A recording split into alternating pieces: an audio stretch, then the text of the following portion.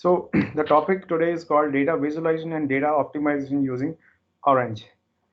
See, what we are going to discuss today, we are going to know about a tool called Orange. The first thing is that Orange is an open source tool. So you don't need to spend a single penny on it. And the other thing is that this tool is very easy to understand. Some people run away from the coding part. So this tool is really a boon for those people who are not very proficient in coding. In fact, I remember one thing when I was doing my PhD, I did my coding in the MATLAB component in MATLAB uh, during my PhD. So we used to provide some scripts in MATLAB and create M file and draft and design the GUI for our research work. And round up to the year 2018, I have guided around 31 theses of MTech, and 28 to 29 theses were based on MATLAB only. But recently, when I found Orange, I got fascinated by its features, and now many of my students are using Orange. In fact, my PhD scholars have started using Orange, considering the fascinating features of this tool.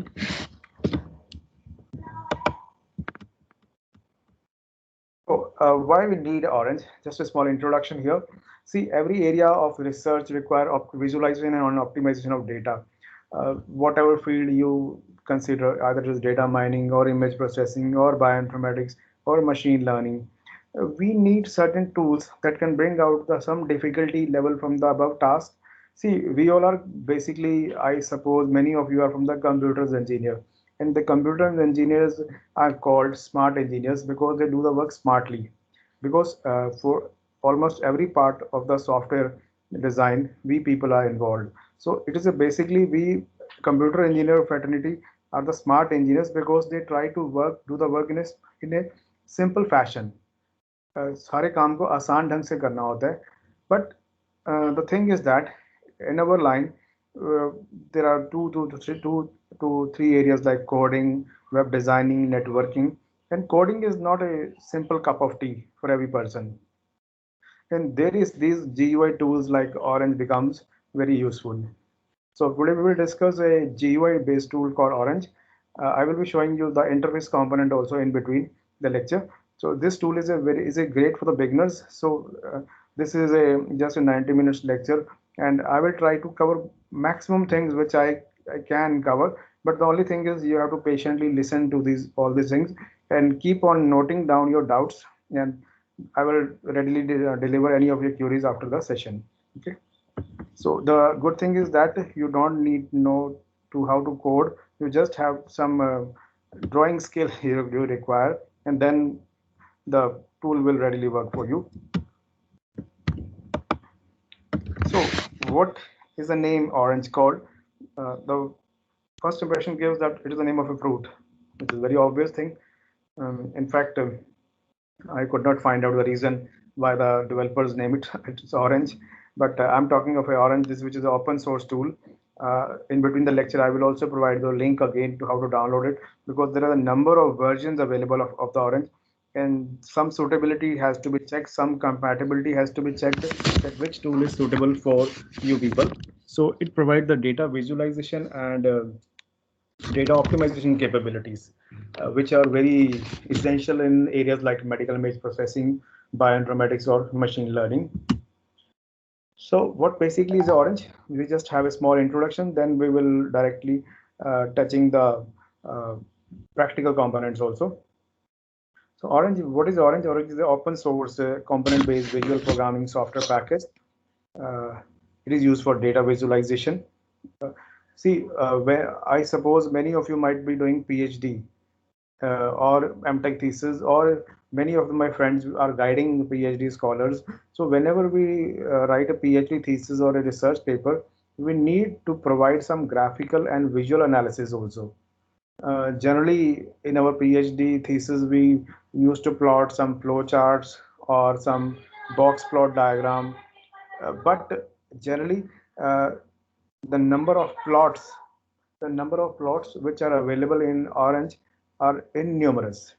There are around 10 to 15 types of plots, depending upon the suitability of your research work, you can incorporate it.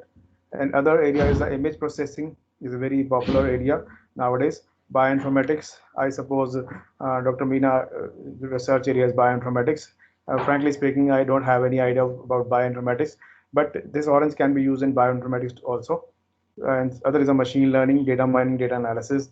Many of these are very interdisciplinary fields. Also, many other people who are working in electronics or other background, they are very fond of these areas like data mining, machine learning, image processing. Now, Hello. what happened in Orange? Orange has some small components. The small components are called widgets. Excuse me, sir. I will show you in the meantime when we shift to the interface part.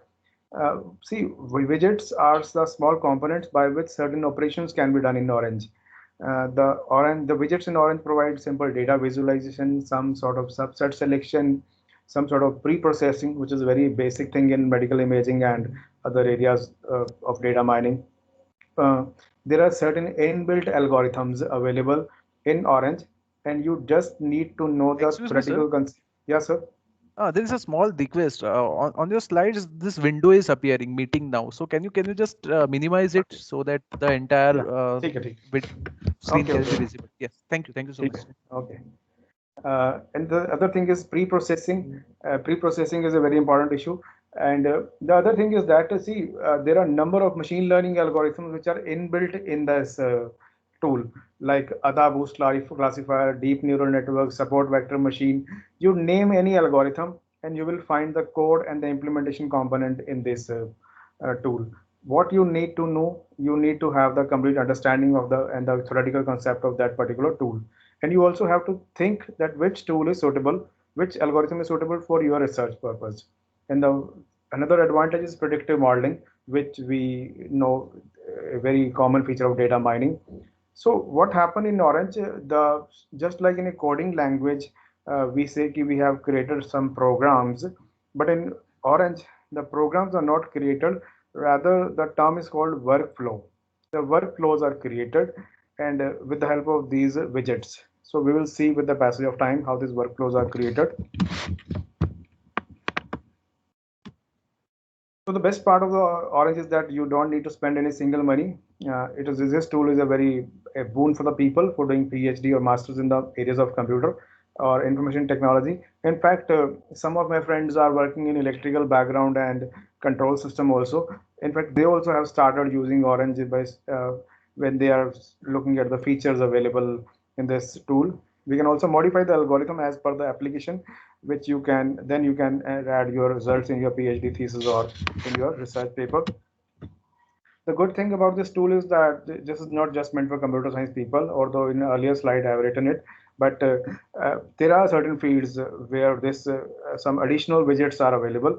See, if you install the basic version of the Orange, it will provide you only four types of toolboxes.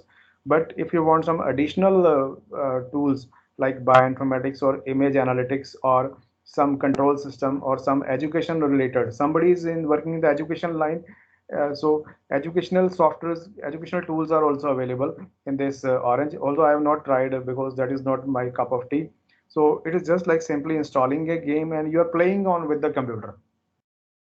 The good thing is that after a gap of some time, we don't love coding. हमें coding में मजा नहीं आता, उल्टा हमें designing में मजा आना शुरू हो जाता है. Python सीखनी है, C++ सीखनी है. अब young generation keeps on learning these things, but uh, as soon as the age grows up, we start avoiding coding and we move toward the designing component. The only thing is that you should know the basic concepts of your research area. Either you are working in image processing or bioinformatics or data mining or machine learning. You have to find out which widget is suitable to your domain. So my area is image processing. I know the widgets are some common things that are related to image analytics tools only. I don't have any knowledge of bioinformatics, but bioinformatics tool is readily available in this, and that proteins and nucleic acid, there are certain terminology which is associated with bioinformatics. If some person from bioinformatics background is in the FDP, he can install that toolbox and then he can use for his research work. It is basically a very smart tool. How why we are calling it a smart tool? Because whenever we are going to create some workflow, जब हम workflow बनाएंगे, तो orange will automatically identify कि कौन सा connection सही है. A solid line will be created between the widget. It means the connection is right. If the dotted line is there, I will be showing within the, जब हम practical implementation करूँगा इसकी अभी 5 मिनट बाद, तो आप देखना there will be dotted line between the two widgets. Widgets are small components. तो वो जब dotted lines आ जाएंगी तो that means connection proper नहीं है. ठीक है. These are the installation steps of the orange. So just in this gap of 10 minutes, मैंने अभी तक आपको सिर्फ brief idea दिया है what are the features of orange and what are the good things which we can do in orange. And this is a very important slide. The important thing is that you have to identify which type of operating system you are using. If you are having a Windows operating system, please make sure check your Windows is 32-bit or 64-bit. Okay. Otherwise, the compatibility issues arises. If you install 64-bit, it will give some error and the Orange will not run. This is a URL of the website orange.biolab.si/download. You will find a numerous number of links, and for your convenience, I have installed the 64-bit version in my PC, Orange 3.3.27.1. When I started learning Orange, it was 3.3.4, and this is now 3.3.27. You can imagine 23 versions have been updated within the last 2 years. So how much research, how many number of toolboxes are being added in this tool is really amazing. Just I told, if you install the default version, you will not find any of the toolbox which are not readily available, but you have to add on to extend the functionality. See, whenever you install the Orange, you will not find more than 3 to 4 types of the widgets. But if you want to install some special widget, there is some facility called add-ons. So if you want, I have added yesterday image analytics tool in my just to have some examples related to image processing. Rather, whatever your area is, I suppose there are 10 to 15 tools which can be downloaded as add-on in this software. Unfortunately, there are some negative sides effect of this process, because when you start keep on downloading certain add-ons, sometimes certain errors also occur. So I have found one error, and please make sure before, if you're there are certain compatibility issues with the operating system, and sometimes the error may not come, and sometimes the error may come. So to avoid the error, you install this DLL file in your Windows directory. I suppose the add-ons will be readily installed. This is the name of the file, libbz2.dll file. We don't have to worry about this is given by the developer side, that if you want the additional widgets, they will start working and you have to restart it, and we'll see how it can happen. Just see now. Is Orange visible now? This is Orange. I've installed already later, because it is a 500 MB software and it take 1 minute to be active on the interface. Somebody please acknowledge me. Is this visible Orange interface? Yes, Yes, sir. sir. Yes, sir. Visible. Thank you. And this is options. Actually, when we click this Orange is better. This on this virtual mode, it doesn't perform very fast, because sometimes some network lag do come. But this is option. These are add-ons. I don't have any. This is my guest login. Insufficient permissions to install add-on. Try stating Orange as an administrator. When you click on OK, you will find out it will keep on running. I'm just going to slide now. When you click on the add-ons, this slide will come. Let it running at the back end. Let's see whether it has run or not. Okay, see here, this is Orange 3 Associate, Orange Bioinformatics, Orange Educational, Orange Geo. Somebody is working on Geo. I don't know this is what is area, something related to geography, image analytics, or in some persons are fond of networking, prototype, single cell, spectroscopy. Spectroscopy is a chemistry domain. Some persons are working in the natural language processing. So this is a text mining, and some persons will other is a default Orange. So these you need to click on which type of the add-on you require, then you have to install it. Okay, I have already installed it. See, these are called widgets: file, CSV, data. These are our main widgets, data. And when I click on back, This is visualize widget, line plot, bar plot. I will be explaining all those things with the due course of time. This is model. This is evaluate, test and score. जो भी आप terms image processing में सुनते हैं, like confusion matrix, area under curve, cross validation, support vector machine, सब कुछ है इसके अंदर. Unsupervised classification, distance file, distance matrix, K means clustering, hierarchical clustering, whatever the name you give to the name of classifier, and I assume सब कुछ होंगे.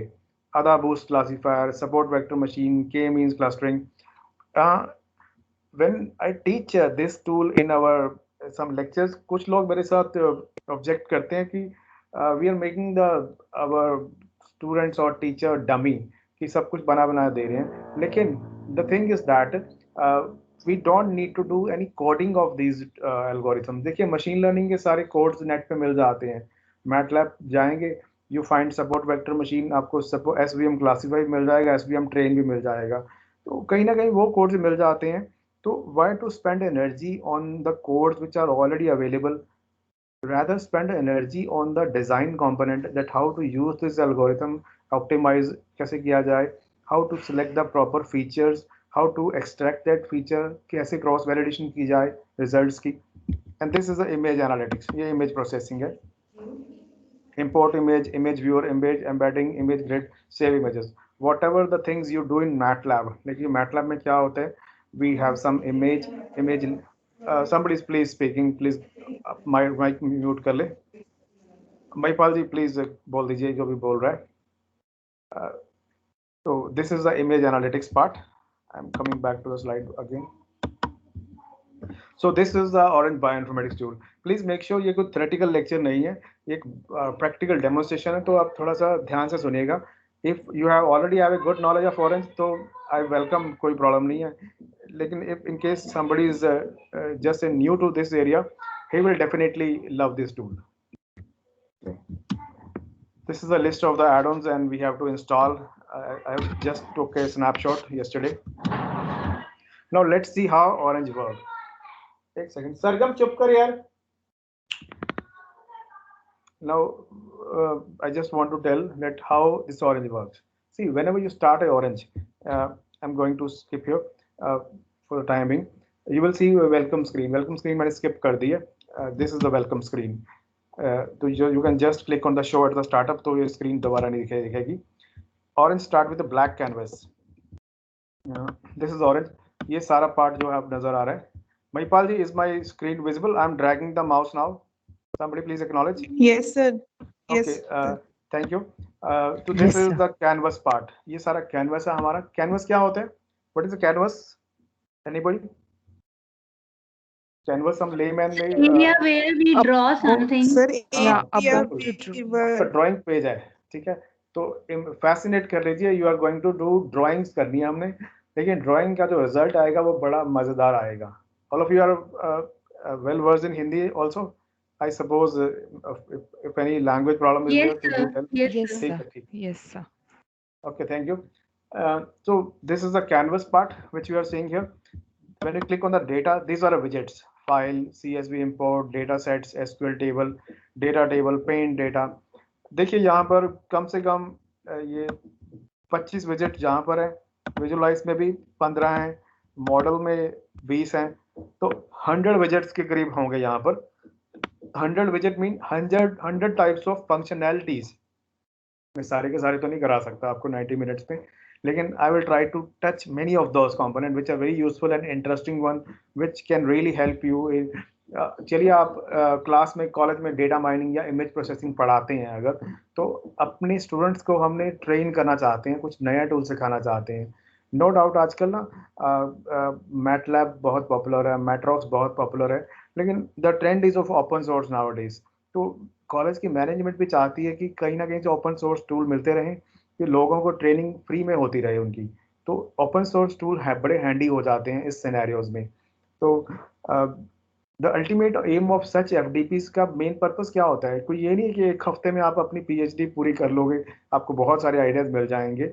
से doctor Meena ने आपके लिए 15 के करीब लेक्चर अरेंज किए हैं अलग अलग पर्सन्स के.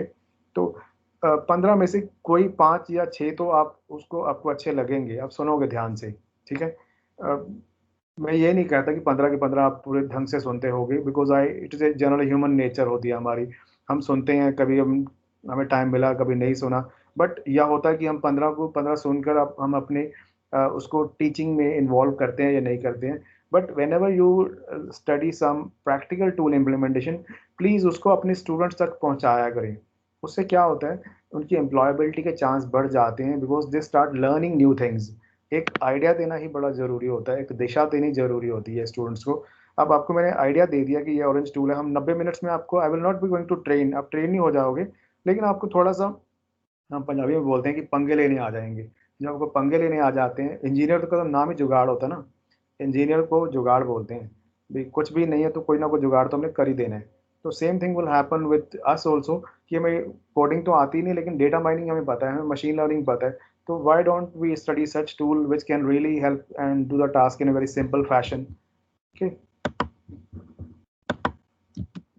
This is the welcome screen. And first जब भी हम ऑरेंज खोलते हैं, ये स्क्रीन आपको नजर आएगी, तो आप शो एट स्टार्टअप को क्लिक कर दें, the screen will do not never disturb you again. चलिए, विजेट्स क्या होते हैं? Widgets are the computational units of the orange. हम इनमें डेटा को रीड कर सकते हैं, प्रोसेस कर सकते हैं, विजुलाइज कर सकते हैं, क्लस्टरिंग कर सकते हैं। देखिए, जितने भी टर्म्स है ना इमेज प्रोसेसिंग की, बायोइन्फॉर्मेटिक्स की बेसिक टर्म्स, ये हमारी रोज हम यूज करते हैं, हायरार्किकल क्लस्टरिंग, के mean clustering, prediction, predictive modelling, ये सारे के सारे काम एक ही छत के नीचे मिल जाएंगे, and the name of that छत इज कॉल्ड ऑरेंज। ऑरेंज अकेला डेटा माइनिंग का टूल नहीं है, it is neither the tool of image processing. ये आप कह सकते हैं मल्टीपल फंक्शंस करने के लिए एक टूल बनाया गया है। पहले पहले मैटलैब में हमें में काफ़ी साल हमने यूज़ किया, तो मैटलैब में इमेज बहुत सारे टूल बॉक्सेस हुआ करते थे, बड़े वास्ट हुआ करते थे, आपको कोडिंग भी करनी पड़ती है, स्क्रिप्टिंग भी लिखनी पड़ती है। तो कहीं कुछ काफ़ी हद तक ऑरेंज ने आपको वो काम आसान कर दिया है। ऑरेंज से पहले एक टूल और आया करता था, यू माइट रिमेंबर, वेका बोलते थे उसे। वेका बड़ा पॉपुलर रहा अपने टाइम पे, इनफैक्ट मैं अपनी पीएचडी में मैं वेका पे भी मैंने काम किया था, 2011-12 में बड़ा पॉपुलर था वेका। तो धीरे धीरे वेका को अब ऑब्सोल्यूट हो गया, अब ऑरेंज ने उसकी जगह ले ली है। चलिए हम कुछ प्रैक्टिकल करते हैं आज, अभी थोड़ा 1 मिनट में। We go on to this orange. यहाँ पे मैं डेटा को पे जा रहा हूँ। डेटा पे मैंने पहला विजेट क्लिक किया, फाइल। जस्ट वन क्लिक करनी है, वन क्लिक करके आपका फाइल आ गया। नेक्स्ट क्लिक आपने करना है डेटा टेबल। यहाँ पर एक छोटी सी ड्राइंग करनी है, इन दोनों को जोड़ना है, जोड़ दिया। आप फाइल को क्लिक करेंगे तो यहाँ पर पहले से ही डेटा सेट अवेलेबल हैं। या तो आप फाइल इसके बाय डिफ़ॉल्ट डेटा सेट्स ले सकते हैं। बाय डिफ़ॉल्ट है हर्ट, क्योंकि हमारा जो ये एफडीपी है वो बायोलॉजी से जुड़ा हुआ है, इसलिए मैं जो भी एग्जाम्पल लूंगा मैं सारे बायोलॉजी के लूंगा, ठीक है, because the theme of the FDP is based on biology. We have heart disease data. You can see here URL also. ये यूआरएल बहुत बड़ा देख रहे हो, इसको मैं लास्ट में बताऊंगा। ये कोविड-19 का डेटा है, वर्ल्ड का actual data. There is a university called John Hopkins university. इसको अगर मैं क्लिक कर दूं यूआरएल को, तो नीचे सारा डेटा कोविड-19 का आ जाएगा। अगर मेरा नेट स्पीड अच्छी हुई देखते हैं, इसमें ग्रैब Sir, कर ले। we yes ma'am. have to import the data set. Sir, we have to import the data set, or it is ma'am import भी करना पड़ सकता है, इनबिल्ट भी है भैया। ये देखिए मैंने यूआरएल से भी फेच कर रहा हूँ। ये ऊपर मैंने फाइल okay, को sir, क्लिक you किया, are. ये देखिए एज न्यूमेरिक। इसका ये फायदा बहुत अच्छा है कि आप डायरेक्टली नेट से भी कैप्चर कर सकते हैं डेटा, ठीक है। और अगर आपने इंपोर्ट करना है, मैंने जितने भी एग्जाम्पल्स लिए आज मैंने इंपोर्ट वाले किए हैं, आपको वो भी दिखाऊंगा। इंपोर्ट के लिए मैडम यहाँ पर क्लिक करना है आपको, यू टू क्लिक हियर, ठीक है। तो यहाँ से भी इंपोर्ट भी कर सकते हैं, ठीक है। ये इसके कुछ इनबिल्ट हैं examples, heart disease, iris, brown selected, housing tab, Titanic, ठीक है। ये आप यूआरएल से लेना चाहते हैं, दिस इज सी हियर, ये डेटा आपका बदल गया है। ये डेटा कोविड-19 का है, क्योंकि आजकल कोविड का सिनेरियो है, तो कोविड-19 के ऊपर बहुत सारे लोग एनालिसिस करते हैं। मैं दिखाऊंगा थोड़ी देर बाद ये एग्जैक्ट में। तो see here, this is the file data set. It has 303 instances, 13 features हैं, क्लासीफाई किया हुआ है। जस्ट इसको स्क्रॉल नीचे में करूं, इसके ये इसकी फीचर्स आ रही हैं, टाइप, रोल, हम डिटेल में भी चेक करते हैं 2 मिनट बाद। जस्ट इसको बंद कर दीजिए। Now click on the data table. This is the can you see this data? Anybody please acknowledge? Yes, sir. Yes, sir. You see here, Yes, sir. whatever Yes. we have 303 instances, ये उसका बना बनाया database है, 303 instances हैं, 13 features हैं, scroll कर लीजिए, 13 features हैं, 2 उसके टारगेट्स हैं कि हार्ट नॉर्मल होना चाहिए या एबनॉर्मल, कुछ बायोलॉजिकल वैल्यूज होती हैं हार्ट की, एंजाइनल, एसिम्प्टोमेटिक, ठीक है करके कुछ। तो this is A small interface, file को अपने डेटा टेबल के साथ कनेक्ट करना है। अब एक काम करते हैं, थोड़ा सा कुछ गलत करके देखते हैं, 2 मिनट बाद आएगा। ये देखिए यहाँ पर मैं क्या करना चाह रहा हूँ, मैंने आपको थोड़ी देर पहले बताया था गॉरेंज की फीचर। एनीबडी प्लीज एक्नॉलेज, मैं कुछ आपसे एक क्वेश्चन पूछ रहा हूँ। I am trying to connect data table with file, why it's not happening?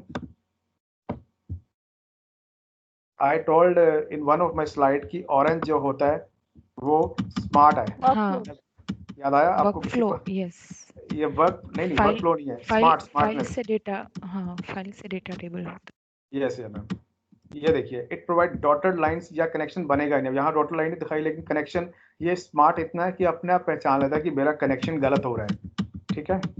तो प्लीज मेक श्योर कनेक्शन गलत हुआ तो अभी टेंशन लेने की जरूरत नहीं है, ऑरेंज अपने आप आपका काम कर देगा। तो this is that data heart data set हमने देखा यहाँ पर। तो हर्ट डेटा सेट क्या है? Open the heart data set, click on this data table icon.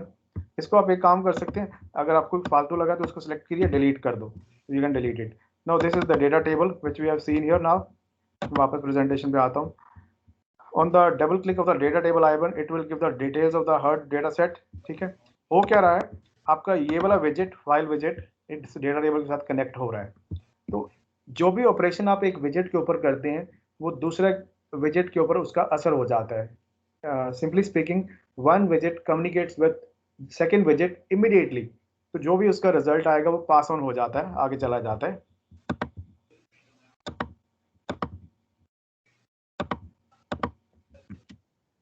On opening this data set, आपको इस तरह का कोई डेटा सेट मिला है, अभी मैंने बैकएंड पे दिखाया भी था उसको। अब एक छोटा सा और काम करते हैं। अब एक काम कीजिएगा, आपके पास खुद का डेटा सेट होता है। Tell me somebody is doing PhD in image processing, please acknowledge anybody. कोई इमेज प्रोसेसिंग पे पीएचडी कर रहा है, या किसी और एरिया पे बोल दीजिए कुछ। प्रोटीन सीक्वेंसिंग पे, प्रोटीन सीक्वेंस, बायोइन्फॉर्मेटिक्स आ गया ये। बायोइन्फॉर्मेटिक्स, हाँ, यस सर। मैम एक बात बताइए, बायोइन्फॉर्मेटिक्स में आपका डेटा क्या होता है? You have some data. Yes sir, उस आई डेटा एम का डूइंग आपने इट ऑन कभी कैंसर, या कैंसर डिटेक्शन पे काम करते हैं? Yes yes sir. That's very good. लेकिन बट बायोइन्फॉर्मेटिक्स मेरा कप ऑफ टी नहीं है, इसलिए मैं कुछ उसके बारे में बता नहीं सकता। But I can definitely suggest you one good thing. आप जब भी अपना थीसिस रिपोर्ट लिखोगे, हैव यू एवर थॉट कि उस डेटा का विजुअल एनालिसिस कर लिया जाए? तो उसके लिए क्या करना है, आपने फाइल को क्लिक करना है, फाइल को क्लिक करके ये आ गया स्कैटर प्लॉट। स्कैटर प्लॉट को क्लिक कीजिए, this is the visual analysis.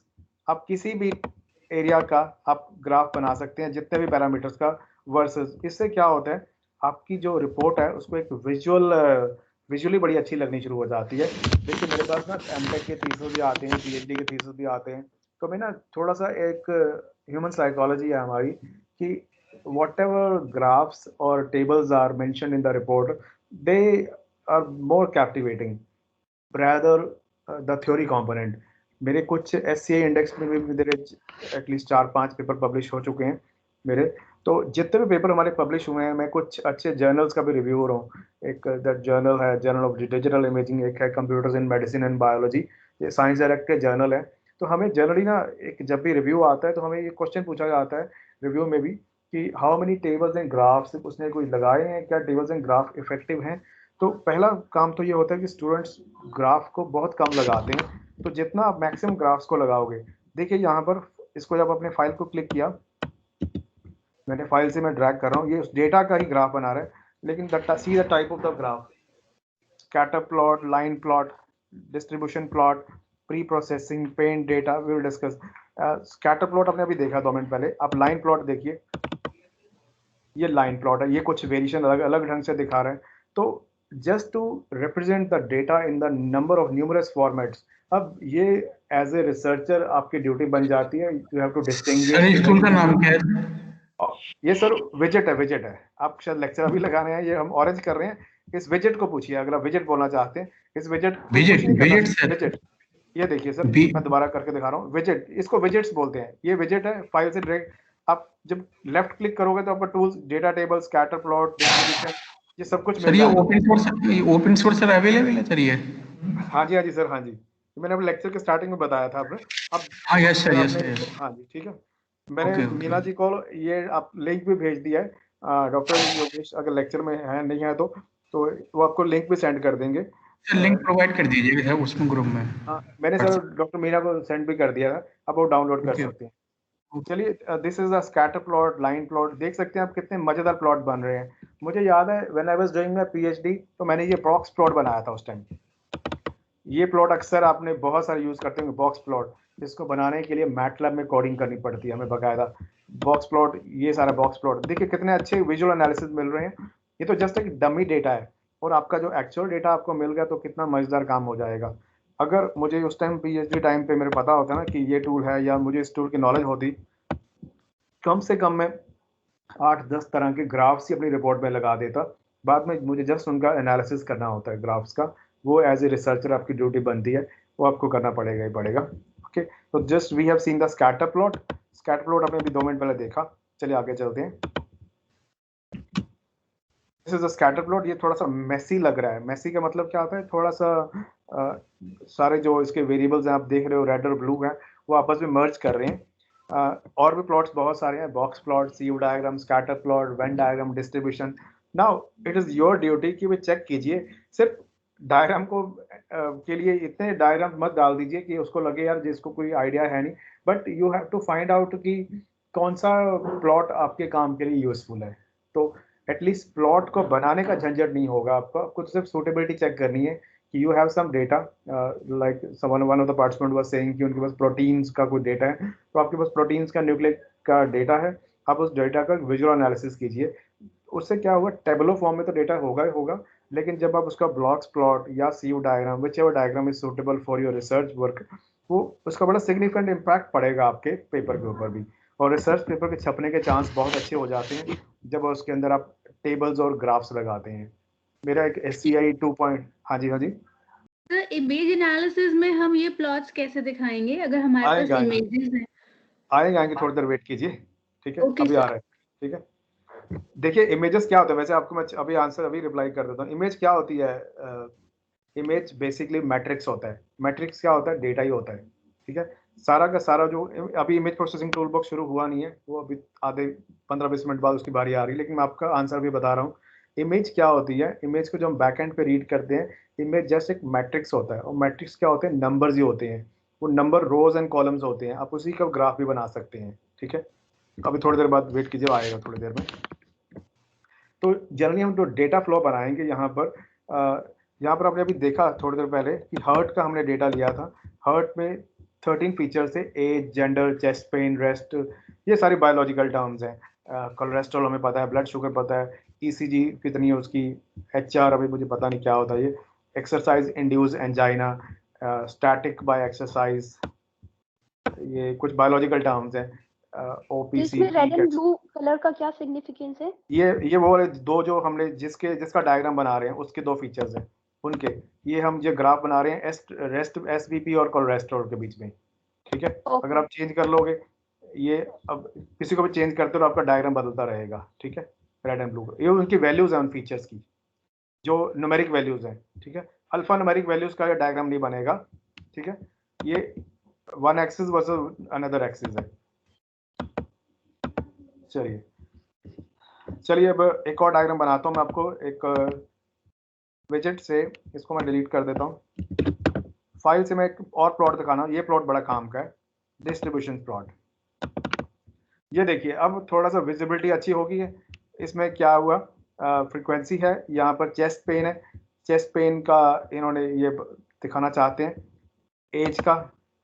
As का ग्राफ हो गया, चेस्ट पेन का, कोलेस्ट्रॉल का, तो अलग अलग डिस्ट्रीब्यूशन हो रही हैं। ये तो आप इनकी ये एक एक्सिस दूसरी एक्सिस का ये आपस में कंपैरिजन भी दिखा सकते हैं।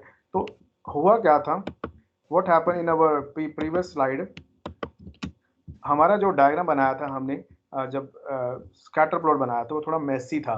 तो स्कैटर प्लॉट की जो डिसएडवांटेज है वो डिस्ट्रीब्यूशन प्लॉट ने दूर कर दी है। नाउ इट डिपेंड्स कि आपके काम के लिए स्कैटर प्लॉट जरूरी है या डिस्ट्रीब्यूशन प्लॉट जरूरी है। तो ये आपका बन गया, ये फाइल आपकी बन गई, इसको फाइल को सेव एज कर लीजिए, ठीक है।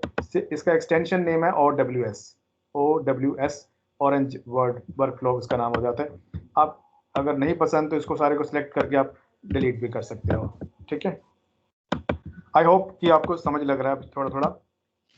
तो इन दिस डिस्ट्रीब्यूशन आप ये अलग अलग तरह के डिस्ट्रीब्यूशन प्लॉट्स मैंने दिखाए हैं। स्कैटर प्लॉट आपने देखा भी थोड़ी देर पहले। अब थोड़ा देखते हैं, एक और काम करते हैं। मैं दोबारा करता हूँ, file, data table. By default ये जो ओपन करेगा डेटा सेट, ये प्रीवियस डेटा सेट जो इसमें पहले ओपन रह गए थे ये वही ओपन करेगा। अगर आपने चेंज करना है तो आप चेंज भी कर सकते हो। iris housing.tab.inet, इसके कुछ इनबिल्ट टैब्स हैं इसके अंदर। अगर आपको ये वाले डेटाबेसेस नहीं चाहिए, ये पसंद नहीं है, तो आज लेक्चर के एंड में मैं आपको कम से कम 15-20 तरह के डेटाबेसेस के सोर्सेज दूंगा जो आपके लिए रिसर्च में बहुत काम आने वाले हैं। वो बहुत rarest of the rare case मिलते हैं, लेकिन मेरे पास अच्छे लिंक्स हैं उनके, तो वो भी शेयर करूंगा आपसे। करना क्या है, हमने स्कैटर प्लॉट बनाया। स्कैटर प्लॉट बनाने के बाद हमें लगा कि यार हम इस पार्ट वाले जो सैंपल्स हैं इनका ही मैं अभी सिर्फ ड्रैग एंड ड्रॉप कर रहा हूँ, इनको मैंने सिलेक्ट कर लिया, लेकिन ये जो वैल्यूज हैं आपस में बड़ी ओवरलैप कर रही हैं। तो आके क्या करूंगा, मैं फिर से एक स्कैटर प्लॉट बनाऊंगा। स्कैटर प्लॉट कहाँ पर है, इसका मैं फिर से एक डेटा टेबल के साथ जोड़ दूंगा इसको, डेटा टेबल। अब डेटा टेबल देखिए, ये उन सैंपल्स का डेटा टेबल है। इस डेटा टेबल को साथ मैं इससे आगे फिर इसका वो बना सकता हूँ, स्कैटर प्लॉट। मैं जस्ट बना हुआ है मेरे पास, मुझे बनाना पड़ेगा नहीं तो। स्कैटर प्लॉट को आगे मैंने एक स्कैटर प्लॉट के साथ कनेक्ट करना है। आई वाज फाइंडिंग कि मुझे, क्योंकि इतने सारे विजेट्स है ना, ढूंढना पड़ता है कहाँ पर वो विजेट है। स्कैटर प्लॉट देखिए कहाँ पर है, स्कैटर प्लॉट विजुलाइज में होगा, ये स्कैटर प्लॉट।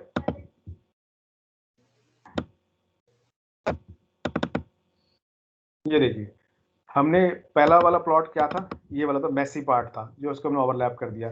तो if you find certain samples, इसको आपको याद हो मैंने स्टार्टिंग में बताया था सबसेट सिलेक्शन भी कर सकते हैं, तो दिस इज सबसेट सिलेक्शन। तो यहाँ पर जो आप देख रहे हो सैंपल्स, इनमें थोड़ी ओवरलैपिंग कम हो गई है, तो ये जो आपको एक्स्ट्रा फीचर्स हैं जो ओवरलैपिंग कर रहे हैं उन सैंपल्स को आप दूर कर सकते हो। ये प्रोग्रामिंग में यूज होगा लेटर स्टेज पे। चलिए, ये क्या है, method to add widgets in the Orange. Orange में विजेट्स कैसे ऐड कर सकते हैं, जस्ट उसको माउस को क्लिक करके भी कर सकते हैं। यहाँ पर इसको मैं हटा रहा हूँ अभी थोड़ी देर में, जस्ट क्लिक ऑन, आप लेफ्ट क्लिक करो तो भी हो जाएगा, राइट इसको डबल क्लिक करोगे तो भी हो जाएगा, ठीक है, ड्रैग करोगे तो भी हो जाएगा। तो हर तरीके, जितने मर्जी मेथड यूज कर लीजिए, किसी भी ढंग से आप विजेट्स को एक्टिवेट कर सकते हैं, ठीक है। ऑरेंज टूल है ना सर, ऑरेंज टूल? हाँ जी, हाँ जी, ऑरेंज सर। हाँ सर, डाउनलोडेड हो गया सर, ओपन वर्किंग कर रहा है। चलिए कोई बात नहीं, अभी सर मेरे साथ ही रहिए, बाद में कर लीजिएगा।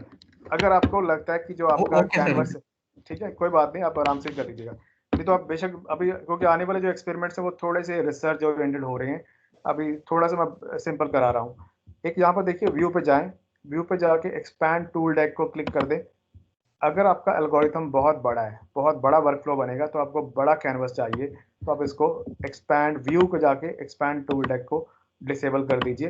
तो आपके ये टूल बॉक्सेस सारे जो विजेट्स हैं वो सारे के सारे डिसेबल हो जाएंगे, आपका टूल ये कैनवस बड़ा हो जाएगा। This thing also can try. अच्छा, एक खास बात क्या है, you can also tell the orange what kind of data can be send from one विजेट टू अनदर। चलिए हम काम करते हैं, छोटा सा और एक्सपेरिमेंट करते हैं। यहाँ पर मैं हर डेटा सेट लेके चल रहा हूँ। हर डेटा सेट को मैंने स्कैटर प्लॉट बनाया। स्कैटर प्लॉट बनाने के बाद मैंने फाइल विजेट के साथ देख लिया। हम डायरेक्टली काम पे चलते हैं। ये था फाइल। अभी मैं डायरेक्ट एक्सपेरिमेंट नहीं करूंगा क्योंकि मुझे सारे मैंने बनाए, मैंने एक्सपेरिमेंट किए हुए हैं। कोई टिपिकल आया तो मैं आपके लिए दोबारा करूंगा। फाइल को मैं डेटा टेबल के साथ कनेक्ट किया, फाइल को स्कैटर प्लॉट के साथ कनेक्ट कर लिया। सो स्कैटर प्लॉट आपका बन गया है ऑलरेडी, कोई दिक्कत नहीं है मेरे ख्याल से, यहाँ पर समझ आ रहा है आपको। Now the connect the data table to the scatter plot. The idea is that I will select some instance of the data table. This instance with the highlight of the scatter plot. Widget will select the, ये तो मैं कर चुका हूँ अभी थोड़ी देर पहले. We have just, अच्छा ठीक है. अब थोड़ा सा डिफरेंट कर रहे हैं. हमने फाइल को कनेक्ट किया डेटा टेबल के साथ, फाइल को कनेक्ट किया स्कैटर प्लॉट के साथ. Now connect data table with the scatter plot. Idea क्या है? I will select the data, some instance in the data table. I will select the data, some instance in the data table. These instances will be highlighted in the scatter plot. हमने क्या करना है? ये कुछ instances को select कर देना है. इसको बोलते हैं सबसेट सिलेक्शन करना.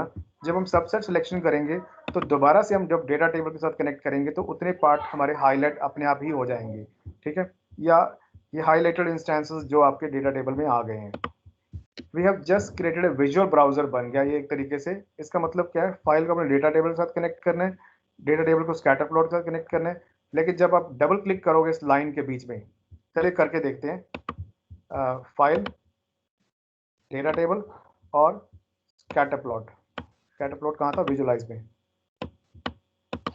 ठीक है, कहीं भी आप मूवमेंट करा दीजिए. ठीक, फाइल को अपने डेटा टेबल से कनेक्ट किया. मैं देख लो, अभी मैंने करके देखे हुए. डेटा टेबल को आपने स्कैटर प्लॉट के साथ कनेक्ट किया, फाइल को आपने स्कैटर प्लॉट से कनेक्ट किया हुआ है.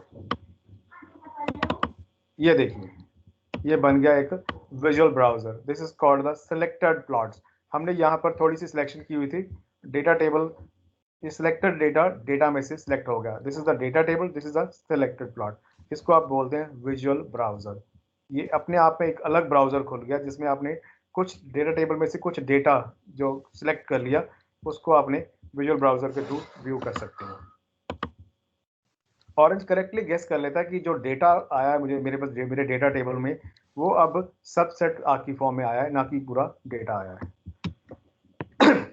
चलिए ये स्किप कर सकते हैं, कुछ खास नहीं है. आगे मैंने लोडिंग एंड सेविंग डेटा आपको बता ही दिया है कि लोडिंग करने के लिए .csv फाइल चाहिए. चलिए एक छोटा सा जादू करते हैं, मैजिक करते हैं. एक बात बताइए, एनीबडी, किसी को कोई डेटा की दिक्कत आई कभी आज तक? एनीबडी प्लीज एक्नॉलेज कि आपको कुछ हुआ कि कोई डेटा मिला ही ना आपको, कोई 2 variable data. Anybody please acknowledge, कोई दिक्कत आती है किसी को? Does someone face some problem कि डेटा नहीं मिलता यार? Yes sir, yes sir. चलिए एक छोटा सा एक फिक्टिशियस डेटा बनाऊंगा मैं, लेकिन हम वो 2 वेरिएबल का डेटा होगा. एक छोटा सा मैजिक कर रहे हैं. ये पेंट डेटा है, पेंटिंग करेंगे हम, पेंटिंग से डेटा बना लेंगे. जस्ट मैंने माउस को क्लिक कर रहा हूँ. ठीक है, पेंटिंग कर दी मैंने. अब मैंने डेटा टेबल बनाया. ठीक है, डेटा टेबल को मैंने पेंट के साथ कनेक्ट कर रहा हूँ. ठीक है, सॉरी ये कनेक्शन गलत हो गया था. पेंटिंग, एक मिनट रुकिए.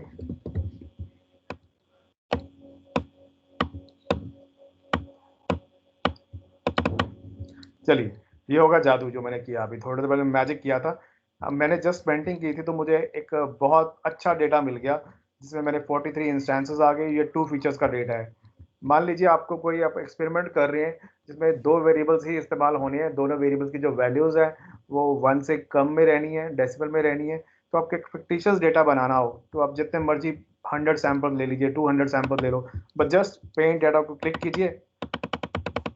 अब क्लिक करते हैं, जितने मर्जी आप इंस्टेंसेस बना लीजिए. बाद में डेटा टेबल को क्लिक करें. अब आपके आउटपुट भी देखना, नीचे ये खुल जाएगा. ये 61 इंस्टेंसेस आ गए यहाँ पर. ठीक है, 2 फीचर्स, नो मिसिंग वैल्यू. इसका मतलब क्या है? आपका डेटा बन के तैयार हो गया है, आपके पास एक फिक्टिशियस डेटा है. तो ये एक मैजिक है. मैजिक क्या है? आप डेटा सेट अपना बना सकते हैं ऑरेंज में. This is a very wonderful feature because sometimes we do face problem कि यार कोई फिक्टिशियस डेटा चाहिए, but the only limitation till now is that ये अभी 2 वेरिएबल्स की फॉर्म में ही अवेलेबल है. ठीक है, ऑरेंज वाले काम कर रहे हैं इसको ज़्यादा नंबर ऑफ वेरिएबल्स के ऊपर काम कराने के लिए. यूजिंग दिस पेंट डेटा विजेट you can do just painting करनी है. पेंटिंग करके रिवर्स कर देंगे उसको. जब डेटा की फॉर्म में ट्रांसफर करेंगे तो then you will get the data in the form of some 2 values only. Okay, किसी ने ऑरेंज इंस्टॉल किया अभी तक तो पेंटिंग करके देख सकता है बिकॉज ये 1 मिनट का ही काम है सिर्फ. किसी सम पर्सन वाज टेलिंग कि उन्होंने ऑरेंज इंस्टॉल कर लिया है. Yes sir, yes sir. तो आप पेंटिंग करके देखिए, आपको बड़े आराम से डेटा मिल जाएगा। मुझे बड़ा मजा Yes. आता है जब भी मेरे स्टूडेंट्स कहते हैं कि सर हमें कोई डेटा चाहिए 2 वेरिएबल वाला, तो उनको मैं यही कहता हूँ कि यार पेंटिंग करो ऑरेंज के अंदर और रिवर्स उसको सेव करो डेटा टेबल को, और बड़े आराम से आप अपना डेटा ले सकते हैं। ठीक है, this is the painting which have done by me. ये आपके लिए दिखाया था मैं 401 इंस्टा, ये मैंने कल करके देखा था। एक्चुअली मैं साथ साथ स्नैपशॉट इसलिए बना रहा था क्योंकि मुझे था कि कभी ऑरेंज में दिक्कत आ जाए या इंटरफेस में नेटवर्क स्पीड आ जाए तो आप एटलीस्ट बाद में प्रैक्टिस भी कर सकते हो। That's why I have added this slides. Sorry pages images ही ज़्यादातर हमारे। चलिए, प्री प्रोसेसिंग एक बड़ा इंपॉर्टेंट टूल है जो हमें अक्सर काम में आता है। What is pre processing? Image processing वाले पढ़ते होंगे या बायोइन्फॉर्मेटिक्स वाले पढ़ते होंगे प्री प्रोसेसिंग। प्री प्रोसेसिंग में होता क्या है? There is a we need to pre process certain task. एक ये फिक्टिशियस नेम लिया है जिसमें बंदे का नाम है, उनके ईयर्स एम्प्लॉयड है, उनकी ईयरली इनकम है, पोजीशन है, उनका सेक्स है, उनकी हॉलीडेज कितने लिए, उनका एक्सपीरियंस कितना है। जस्ट एक फिक्टिशियस डेटा बनाया मैंने, ये मैंने खुद इंस्टॉल बनाया था ये डेटा। चलिए, अब हमने करना क्या है, अपने बॉस से छुट्टी लेनी है। ये एक non biological data is basically. We want to know which employees are more likely to go on holiday based on the yearly income and the number of the years employed in the company and the total years. लेकिन जो आप value देख रहे हो पिछले table के अंदर, just see, जो वैल्यूज हैं वो इनकम तो उनकी हज़ारों में है और उनकी जो एक्सपीरियंस है वो 12 सालों में है। अब इसका जब आप प्लॉट बनाओगे, प्री प्रोसेसिंग के लिए क्या होता है, whenever we do some pre processing, तो इसके लिए बहुत ज़रूरी है कि सारे का सारा डेटा नॉर्मलाइज होना चाहिए। हम लोग इमेज प्रोसेसिंग में एक ग्राफ बनाते हैं। That graph is called histogram equalisation. Histogram equalisation क्या करता है, एक ग्राफ जो बहुत बड़ा है और एक ग्राफ जो बहुत छोटा है उनको बराबर कर देता है। बराबर करने का मतलब क्या होता है, उनकी रेंज सेट कर दी जाती है ताकि वो दिखने में उनमें 19-21 का ही फर्क आए, 19 और 50 का फर्क ना आए। That is called pre processing. एक लेमैन की भाषा में बोलूँ मैं, प्री प्रोसेसिंग ये होती है। तो यहाँ पर एक नया ग्राफ आ रहा है, उसको बोलते हैं heat map.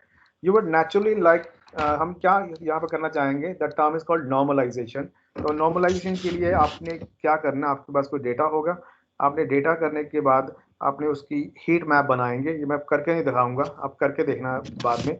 Heat map basically क्या करता है, देखिए जिन लोगों की जो ईयरली इनकम हज़ारों में थी, ठीक है, अब उसका नंबर ऑफ ईयर एम्प्लॉयड वो एक छोटी वैल्यू है, ये एक बहुत बड़ी वैल्यू है। तो ये एक नया ग्राफ बन गया। जैसे यहाँ पर कोई नॉर्मलाइजेशन नहीं हुई है, यहाँ पर डेटा नॉर्मलाइज है। इसकी वैल्यू जो थी 1 से लेकर 46,000 के बीच में थी। This is a not normalise value. लेकिन यहाँ पर देखिए -1.97 से 1.68 में चली गई है। तो दिस इज कॉल्ड नॉर्मलाइजेशन। ये आप ट्राई करके देखना, मैं अभी करके नहीं दिखाऊंगा आपको, ठीक है, बिकॉज आई फील कि सब कुछ ना कुछ होमवर्क भी देना पे जरूरी होता है, तभी आपको इंटरेस्ट आएगा। देखिएगा हीट मैप कहाँ पर है और ये ग्राफ कैसे बनता है। लेकिन दिस इज ये एक नॉन फिक्टिशियस डेटा था। अगर आपके पास अपना एक्चुअल डेटा है और इसको प्री प्रोसेसिंग कराना चाहते हैं तो आप इसकी प्री प्रोसेसिंग करके उसका हीट मैप भी बना सकते हैं। प्री प्रोसेसिंग थोड़ी सी ध्यान से करनी है, इसमें कई बार वैल्यूज मिस हो जाती हैं, तो ये ध्यान रखना है। चलिए, अब हम करते हैं इमेज प्रोसेसिंग को थोड़ा सा करते हैं ऑरेंज में कैसे होती है image processing. For to do the image processing in Orange, we need another toolbox called image analytics. Image analytics toolbox है, ये है import image, image viewer, image embedding, image grid, save images। मैं इसको remove कर देता हूँ। अगले starting the lecture कोई मुझसे पूछ रहा था कि हम अपना डेटा सेट भी अपलोड कर सकते हैं, तो प्लीज़ मेक श्योर मैंने जो इमेज प्रोसेसिंग के एग्जांपल्स यहाँ पे कोट किए हैं वो मैंने खुद के डेटा सेट बनाए हैं जो ऑरेंज में एग्जिस्ट नहीं करते हैं, ठीक है। एनीबॉडी प्लीज एक्नॉलेज, क्या सब कुछ क्लियर है? मेरी वॉइस ठीक जा रही है बिल्कुल, कोई नेटवर्क इश्यू तो नहीं है? Yes sir. Yes sir, clear है, क्लियर है। चलिए हम करते हैं। ये बड़ा फैसिनेटिंग काम है, जब अभी आधा घंटा और बियर कीजिए मुझे, क्योंकि हम बड़े मज़ेदार काम करने वाले हैं। यहाँ पर हम 2-3 एग्जांपल्स स्कॉट करेंगे जो इमेज प्रोसेसिंग में काम आते हैं और हमारे कहीं ना कहीं पे आपके थीसिस में भी काम आ सकती है वो चीज़। सी, whenever we do any research work in image processing और bioinformatics, हमारा डेटा के साथ तो काम होता ही होता है। डेटा क्या हो सकता है? Some participant was telling in the earlier कि भाई इमेज को कैसे रीड करना है। तो डेटा क्या है? डेटा नंबर्स हो सकते हैं, कोई शेप्स हो सकती है, कोई साइज हो सकता है, कोई स्प्रेडशीट हो सकती है, कोई टेक्स्ट हो सकता है। somebody was telling कि सर इमेज का कैसे बनाएंगे, हम कुछ क्या करेंगे। मैं अभी आपको इमेज ही लूंगा, इमेज की मैं न्यूमेरिक वैल्यूज बनाऊंगा, न्यूमेरिक वैल्यूज के बेस के ऊपर मैं उनकी फीचर सिलेक्शन करूंगा, फीचर एक्सट्रैक्शन भी करके दिखा सकता हूँ और उसकी क्लासिफिकेशन भी करूंगा और ये बताऊंगा कितना % एक्यूरेट रिजल्ट आता है या नहीं आता। बीच में मैं मशीन लर्निंग भी यूज करूंगा। तो प्लीज मेक श्योर ये डायग्राम जो हम एग्जाम्पल करने वाले हैं 2-3 अब रियल लाइफ वाले जो मैंने अपनी PhD में भी यूज किए थे। सो सबसे पहला काम आपको ये करना है कि you have to install this image analytics विजेट। तो इसके लिए आपको मैंने बताया था आपने एड ऑन पे जाना है और विजेट इंस्टॉल कर लेना है। प्लीज मेक श्योर किसी का माइक ऑन है, बंद कर लीजिए। तो एक एग्जांपल लेके स्टार्ट कर रहे हैं हम। I have collected 5 images of domestic animals and saved on the my desktop in 1 folder. मैंने 5 जानवरों की छोटी इमेजेस ली हैं। जानवर क्या होते हैं? 2 मैंने काउस की ले ली हैं, 2 मैंने हैन की, तुर्की की, एक एक गाय होती है मिल्खा गाय, यूरोप में गाय मिलती है, उसकी है। ठीक है, मैंने उनको लोड कर दिया है। ठीक है, लोड करने के आप अगर चाहो तो आपको यहाँ से भी इमेजेस बहुत सारी मिल जाएंगी डोमेस्टिक एनिमल्स। ये जो एक लिंक है github.com डॉट, ये लिंक आप बाद में कॉपी कर लीजिएगा। Please somebody mic is on. Mahipal ji थोड़ा कह दीजिए किसी माइक बंद कर ले।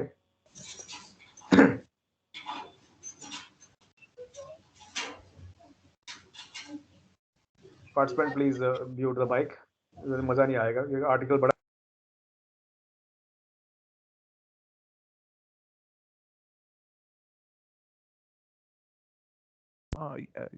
Sir, I couldn't find out whose mic was on, so I have muted all. So you are also on mute, so please unmute and then continue, please. Thank you. Is my voice audible? Hello? Yes, sir. Yes, sir. ठीक है। Okay, please it's a request to all of you to थोड़ा सा unmute कर ले करें अगर आपको बात भी करनी है, बिकॉज हमारे पास 20-25 मिनट पड़े हैं इस लेक्चर में, तो बड़ा इंटरेस्टिंग पार्ट अभी शुरू करने जा रहे हैं। This was really going to help you. चलिए पहला काम क्या करना है, import images. See whenever we do some work in image processing हमें डेटा चाहिए होता है, और इमेज प्रोसेसिंग या बायोइन्फॉर्मेटिक्स में भी डेटा होता है, वो काफ़ी सारे में फॉर्म में इमेजेस ही होती हैं हमारे पास। तो पहला काम क्या करना है, the first thing is to import the images. यहाँ पर हम जाएंगे, मैं इमेज व्यूअर को क्लिक करूंगा, इमेज व्यूअर को क्लिक किया, इंपोर्ट इमेजेस। तो यहाँ पर ये पूछ रहा है मैंने कल आपके लिए पहले से एक्सपेरिमेंट कर रखा है, एनिमल इमेजेस में लेके चल रहा हूँ। एनिमल इमेजेस, यहाँ पर 6 इमेजेस मैंने एनिमल की अपलोड कर रखी है। दूसरा विजेट है इमेज व्यूअर, अभी ये इनिशियलाइज हो रहा है, तो मैंने इमेज व्यूअर को मैं इमेज व्यूअर इसके साथ कनेक्ट करूंगा। अब इमेज व्यूअर को क्लिक करूंगा तो मुझे बढ़िया से ये इमेजेस नजर आने शुरू हो गई हैं। ये मैंने खुद का डेटाबेस बनाया हुआ था, काफ, डॉग, डकलिंग, हैन, मिल्खा, टर्की, आप कोई भी इमेज लेके चल सकते हैं। ठीक है, तो ये एक तरीका है इमेज को देखने का। अक्सर हम मैटलैब में देखते हैं ना, आई एम रीड फंक्शन लगाते हैं, तो यहाँ पर आपको फंक्शन लगाने की जरूरत है, यहाँ पर आप ग्रुप ऑफ इमेजेस को डायरेक्टली व्यू कर सकते हैं। ठीक है, आगे हमने क्या किया, we connect the image viewer to import the images. We have some 6 animals here. तो 6 एनिमल्स देखिए यहाँ पर क्या है, ये आप देख पा रहे हैं। चलिए इनका डेटा देखते हैं कैसा है। क्या करना पड़ेगा, एनीबॉडी? आगे स्टेप क्या होगा? I want to see the parameters of the images. हम डेटा टेबल पर जाके जाएंगे, डेटा टेबल को क्लिक करेंगे,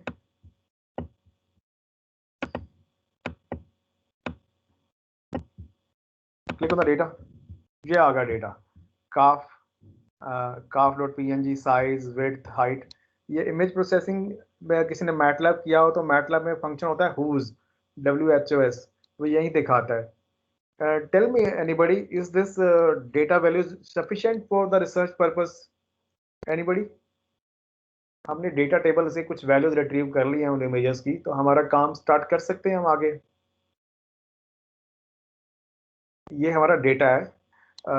जो डेटा, कोई बात नहीं, अगर गलत भी बोलते हैं तो please somebody acknowledge For pilot study, it's quite enough. I think for actual research, we need more probably.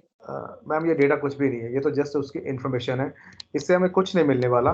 तो we need meta data, the data about the another data. ठीक है, यहाँ पर देखिए, जब भी आप कोई रिसर्च वर्क करते हैं, we need to find out some features involve in this process. आगे क्या करना होगा हमें, but the things are not easy as it seem. हमें एक डेटा टेबल मिला है जिसमें हम उसकी लोकेशन, साइज, ये सारी कॉस्मेटिक चीज़ें हैं, विड्थ, हाइट मिल के, इससे कुछ लेना देना नहीं हमारा। तो डेटा जो हमने रिट्रीव किया है वो कुछ भी काम करने वाला नहीं है। हमें क्या चाहिए, we need image descriptors which are some numeric values of those images.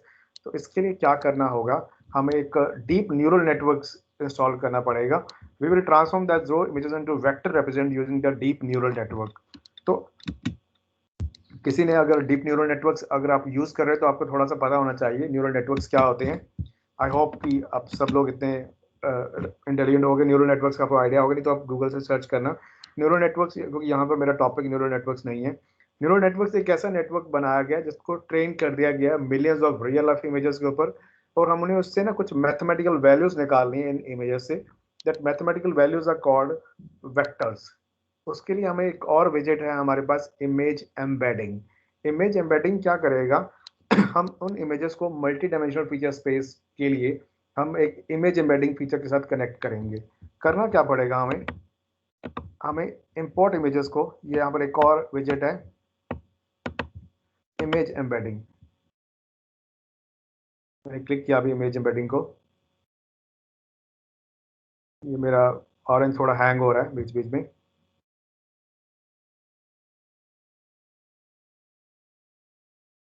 चलिए, इमेज एम्बेडिंग के साथ मैंने कनेक्ट किया इंपोर्ट इमेजेस को, ये प्रोसेस करेगा। ठीक है, प्रोसेस अभी हो गया, देखते हैं थोड़ी देर बाद क्या होगा। अभी समझते हैं इमेज एम्बेडिंग क्या है। सी इमेज एम्बेडिंग में क्या होता है, दिस विजेट is very important from the image processing point of view, क्योंकि सारा का सारा जो जादू है यहाँ पर हो रहा है इस विजेट के अंदर। मैं आपको बताना चाहूँगा कि जो क्लासिफिकेशन और रिग्रेशन के जो काम होते हैं उनके लिए नंबर्स चाहिए होते हैं डेटा के फॉर्म में, और ये जो जब तक हमें नंबर नहीं मिलते इमेजेस से हम उनके ऊपर प्रोसेस नहीं कर सकते। ठीक है, तो इमेज एम्बेडिंग क्या करता है, आपकी इमेज के वेक्टर्स निकाल के उनकी कुछ न्यूमेरिक वैल्यूज निकाल देता है और उनको एक रिमोट सर्वर पे अपलोड कर देता है लॉकली। ये ऑरेंज में ऐसा होता है। तो करना क्या होगा हम इमेज एम्बेडिंग पे क्लिक करेंगे। ये एम्बेडर इंसेप्शन V3, ये कभी थोड़ा सा लेक्चर से आउट ऑफ स्कोप है। Inception V3, VG, painter, duplex V, सिर्फ बाय डिफॉल्ट आप इमेज के लिए इंसेप्शन V3 यूज करने हैं। इसने क्या किया, आपकी जो आपने 6 इमेजेस एंटर कराई थी उनके इसने वेक्टर्स बना दिए हैं इन सब इमेजेस के। देखने के लिए क्या करेंगे, हमें वेक्टर्स को, हम डेटा पे जाएंगे, डेटा टेबल को क्लिक करेंगे, इमेज एम्बेडिंग के साथ डेटा टेबल। अब देखिए, अरे बाप रे, 2048 फीचर्स, 2048 फीचर्स हमें मिल गई हैं। साथ में हमारी वो जो फालतू इन्फॉर्मेशन वो तो मिल ही गई है। मैम अभी अब थोड़ी देर पहले बोल रहे थे कि 5 इमेजेस थी, अब देखिए कितनी है, स्क्रॉल करते करते थक जाएंगे आप। यहाँ पर सिर्फ नाम नहीं बता रहे उनके, 2048 फीचर्स, इतनी सारी फीचर्स मिल गई हैं। अब इतनी सारी फीचर्स ये कुछ भी मैथमेटिकल फीचर्स हो सकती हैं, अभी इनके नाम नहीं है हमारे पास। इनका height, weight, grey texture, entropy, energy, contrast, inverse difference moment, बहुत सारी फीचर्स होती हैं और काफ़ी सारी फीचर्स जो होंगी एक कैटेगरी वाले की दूसरी कैटेगरी के साथ मैच भी करेंगी। ठीक है, अर्लियर हमारे पास सिर्फ एक मेटा डेटा था, सिंपल डेटा था। यहाँ पर अब हमारे पास 2048 फीचर्स आ गई हैं, इसको आप जिसको फीचर एक्सट्रैक्शन बोलते हैं। तो एम्बेडेड फीचर से क्या होगा, आगे हम एक और विजेट लगाएंगे, डिस्टेंस करके लगाएंगे। डिस्टेंस क्या करेगा, भाई एक फीचर, देखिए हम मेल और फीमेल की बात करते हैं या काले और गोरे रंग की बात करते हैं, तो काले और गोरे रंग में कुछ फर्क होता है ना, कि किसी का रंग काला, किसी का रंग गोरा है, लेकिन सिमिलर फीचर्स क्या हैं, उनके पास 5 उंगलियां, हमारे पास भी 5 उंगलियां हैं, या एक आप जानवर ले लीजिए, एक पग है डॉग, एक पमेरियन डॉग है, तो उन दोनों के में कुछ सिमिलर फीचर्स भी होती हैं, कुछ डिस्टिंग्विश फीचर भी होती हैं। तो अगर दो सिमिलर फीचर्स ज़्यादा हो जाएं तो उनको एक कैटेगरी में डाला जाता है, अगर सिमिलर फीचर्स कम हो जाती हैं तो उनको अलग अलग कैटेगरी में डाल दिया जाता है।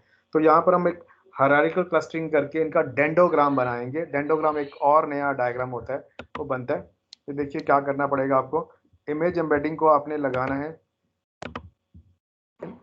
एक और है विजिट डिस्टेंस, ये ढूंढना पड़ेगा डिस्टेंस कहाँ पर है। Have to please assist me, कहीं आपको नजर आ जाए डिस्टेंस तो मैं अपना अपना डायग्राम दिखाना चाहता था। ढूंढिए कहीं आपको डिस्टेंस नजर आ रहा है, डिस्टेंस पहले में तो नहीं है। We need distance visit now. Distance visit क्या करेगा, अनसुपरवाइज्ड अनसुपरवाइज्ड में, चलिए अब थोड़ा सा डिस्टेंस, ये वाला डिस्टेंस, थैंक यू। अब सॉरी, इमेज एम्बेडिंग को मैंने डिस्टेंस के साथ लगाया, ठीक है। आगे हमने हायरार्किकल क्लस्टरिंग लगानी है। अब देखिए हायरार्किकल क्लस्टरिंग कहाँ पर है, ये हायरार्किकल क्लस्टरिंग सी। हायरार्किकल क्लस्टरिंग आप सब लोग नाम से जानते ही हो। ये ऑरेंज बीच बीच में रिस्पॉन्ड थोड़ा स्लो कर रहा है क्योंकि ये बड़ा ऑपरेशन, जितना वर्क फ्लो ऑपरेशन बड़ा होता जाएगा क्योंकि ये पीछे डेटा प्रोसेसिंग कर रहा है, ठीक है। ये ऊपर नॉट रिस्पॉन्डिंग आ रहा है, इसका मतलब है कि वो डेटा को प्रोसेस कर रहा है, उसका डिस्टेंस कैलकुलेट कर रहा है कि किस वेक्टर में किस सिग्निफिकेंट डिस्टेंस है उनकी वैल्यूज का। तो 2 मिनट रुकिए, चलिए ठीक है। अब देखिए ये मेरा बन गया डेंडोग्राम, ये ग्राफ है डेंडोग्राम। इसका मतलब क्या है, 1 और 5 जो आ रहे हैं, 1 और 5 क्या थे, अगर हम इमेज व्यू में जाएंगे 1 2 3 4 5, 1 है काफ और ये दोनों पे क्या है, दोनों गायें हैं, काफ और मेका भी गायें हैं। डेंडोग्राम पे जाते हैं दोबारा, डेंडोग्राम कहाँ खुला पड़ा है, इस डायग्राम को डेंडोग्राम बोलते हैं। 2 और 4 सेम कैटेगरी में आ गए। 2 और 4 क्या थे, 2 और 4 डॉग और हैन की ये सिमिलैरिटी दिखा रहे हैं, 2 और 4। और ये डकलिंग और तुर्की ये 3 और 6 दिखा रहा है। ऑब्वियस हमें पता है कि डकलिंग और तुर्की में इनमें चोंच है, इनमें पंख है, इनका बॉडी टेक्सचर सेम है। यहाँ पर कुछ फीचर्स मिल गई तो उसने किसी न किसी का तो मैच उसने करना ही था। तो this is a way to classify the image category wise, ठीक है। मेरे ख्याल से आपको अब आइडिया हो गया करते क्या है। तो बेसिकली क्या हुआ, हमने क्लबिंग होगी, यहाँ पर फीचर्स क्लासिफिकेशन होगी, उनको अलग अलग कैटेगरीज में डाल दिया गया है।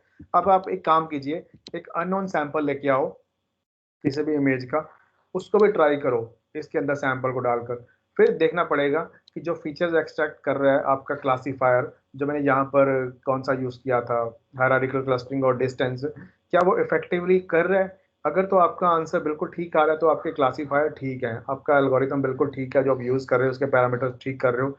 अगर वो गलत कैटेगरी में उसको डाल रहा है तो आपको कुछ एक्सपेरिमेंट से दोबारा से करना पड़ेगा।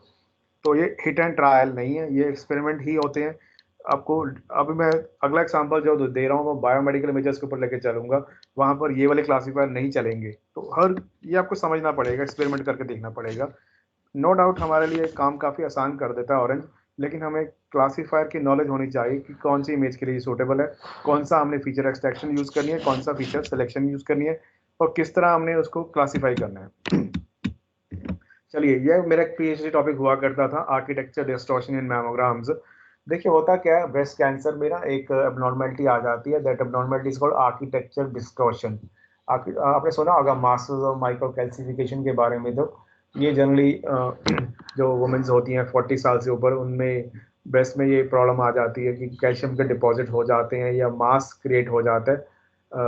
तो आर्किटेक्चर डिस्टॉर्शन जो है थोड़ी सटल एबनॉर्मेलिटी है। Architecture distortion is not easy to identify. इसमें जो ब्रेस्ट का जो टेक्सचर है वो बदल जाता है अंदर से, ओरिएंटेड टेक्सचर बोलते हैं उसे। तो यहाँ पर मैंने एक्सपेरिमेंट के लिए आपको समझाने के लिए क्या किया, मेरे पास इमेजेस तो बहुत ज़्यादा थी, 300-400 इमेजेस हैं ऑलरेडी, लेकिन सिर्फ एक स्मॉल एग्जांपल से आपको क्लियर करने के लिए मैंने एक फोल्डर बनाया मैमोग्राम का। अभी मैं आपको दिखाऊंगा, जिसमें मैंने 2 फोल्डर्स उसके अंदर डाल दिए हैं। 10 इमेजेस मेरे पास बेनाइन है, 10 इमेजेस मेरे पास मैलिग्नेंट है।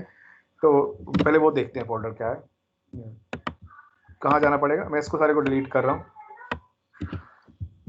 मैं इमेज एनालिटिक्स पे जाता हूँ दोबारा, इमेज व्यूअर पे गए, इसको 1 मिनट के लिए इनिशियलाइज होने दिया। अगर इमेज व्यूअर पे गए तो यहाँ पर भी दूसरा फोल्डर बनाया हुआ मैंने, mammogram. Somebody was asking me कि आप इंपोर्ट कर सकते हो स्टार्टिंग में, तो यहाँ से हम इंपोर्ट कर सकते हैं। 20 इमेजेस आ गई हैं, 2 कैटेगरीज, इमेज व्यूअर, इसको मैं कनेक्ट कर रहा हूँ, ये आ गए हैं। ये ROI मैंने लिए हुए हैं उस एबनॉर्मल पोर्शंस के जो रेडियोलॉजिस्ट से मार्क किए थे। बेनाइन है, नीचे मैलिग्नेंट है, ठीक है। This is the benign and malignant part. सारा कुछ प्रोसेस वही करेंगे जो पिछले हमने एनिमल्स पे किया था, लेकिन the main thing is that since these are now biomedical images, the classifier have to be different one. Classifier मुझे देखना पड़ेगा कि मेरे लिए इन इमेजेस के ऊपर कौन सा क्लासीफायर आता है, ये एक्सपेरिमेंट करके देखना पड़ेगा, या ऑरेंज आपको खुद ही बता देता है कि भैया ये क्लासीफायर नहीं चलता तेरा, या आपने जो इमेजेस ली हैं, अभी देखते हैं क्या होता है इसके अंदर। अब देखिएगा हमने बेसिकली ये वाली हमारी इमेजेस है सारी, ठीक है, वही सारा काम किया, इमेजेस का इंपोर्ट किया, इमेज व्यू किया, इमेज एम्बेडिंग करके मैंने 2048 फीचर्स एक्सट्रैक्ट कर लिए इसकी। इतना काम तो सेम था, ठीक है। जब आपने वर्क फ्लो बना लिया है तो हमें 2048 फीचर्स मिल गई हैं, तो यहाँ पर एक नई टर्म आ जाती है जिसको बोलते हैं cross validation. All of you know what is cross validation? Somebody is doing PhD तो आपको पता होगा, टेस्ट एंड स्कोर निकालना पड़ता है, cross validation 10 fold cross validation करनी पड़ती है। तो यहाँ पर हमने एक और विजेट लगाया है जो काम आता है, आई सपोज इवैल्यूएट में होगा वो, ये है टेस्ट एंड स्कोर। मैं जस्ट दिखा रहा हूँ, टेस्ट एंड स्कोर है, ये वाला विजेट हम यूज कर रहे हैं। ये वाला विजेट क्रॉस वैलिडेशन के लिए काम आता है। मैटलैब में इसका कोड बनाना पड़ता है क्रॉस वैलिडेशन का, 3 fold cross validation, 10 fold cross validation. तो यहाँ पर आपने कुछ नहीं करना, जब आप अपना विजेट लगाओगे तो वहाँ पर सिर्फ वैल्यू भरनी है कि भैया 10 क्रॉस वैलिडेशन कर दो। उसमें होता क्या है, वो 10 बार सैंपल्स आपस में बदलते हैं, कुछ ट्रेनिंग में चले जाते हैं, कुछ टेस्टिंग में चले जाते हैं, तो 10 बार वो बदलते हैं, तो उनकी जो फाइनल एवरेज वैल्यू जो निकलती है वो आपका फाइनल रिजल्ट हो जाता है क्लासिफिकेशन का। तो बेसिकली जो आप काम करोगे वो ये डिपेंड करेगा कि आपने जो अपना प्री प्रोसेसिंग की थी, अपना एल्गोरिथम बनाया था एनहांसमेंट के दौरान जिससे ये ROIs रिट्रीव हुए, वो कितना सही है। क्योंकि अगर आपने इनिशियल फेज में प्री प्रोसेसिंग अच्छी तरह नहीं की है तो आपका फाइनल रिजल्ट जो क्लासिफिकेशन आएगी वो भी खराब आ सकती है। और रिजल्ट खराब आते हैं, ये जरूरी नहीं होता हर बार रिजल्ट अच्छे आएंगे आपके, ठीक है। यहाँ पर हमने क्या किया, टेस्ट एंड स्कोर, मैंने स्कोर क्रॉस वैलिडेशन यूज किया। यहाँ पर क्लासीफायर लास्ट में मैंने हायरार्किकल क्लस्टरिंग की थी, यहाँ पर आधा बूस्ट क्लासीफायर यूज किया था। तो ये समझना पड़ेगा कि which classifier is appropriate for your problem. आपको इसके लिए थोड़ा सा पुराना लिटरेचर सर्वे देखना पड़ता है कि भैया कौन कौन से पहले यूज किए गए हैं, और हमारे काम के लिए भी वही क्लासीफायर होगा।